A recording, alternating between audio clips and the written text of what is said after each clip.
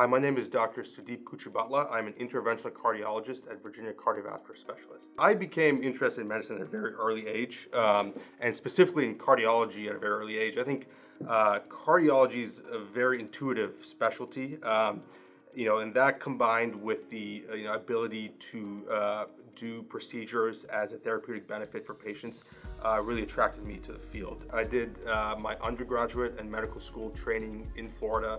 And then I moved to Boston for residency. I did my internal medicine residency at Tufts Medical Center.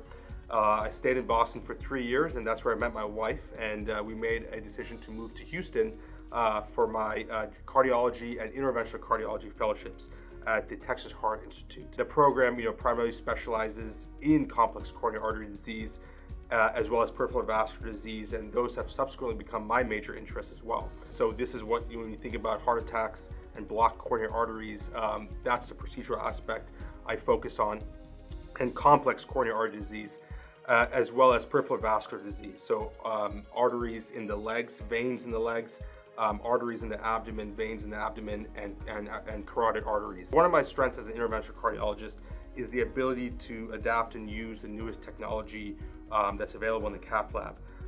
Particularly as it relates to coronary stress testing and coronary imaging. The coronary stress testing allows us to make sure that stents are necessary, number one, and then the coronary imaging allows us to make sure those stents are well optimized.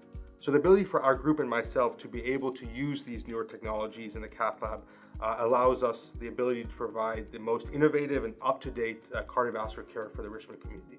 Probably the most underrated aspect of medicine and patient care is the ability to explain to a patient what's going on. And the way to do that is to really explain the disease process and the management and the therapeutics that we can offer. When the patient actually understands what's going on with them, the disease process, and what the therapeutics and management are for the disease process, I think they have a better chance of being involved in their own care, and I think that ultimately leads to better outcomes.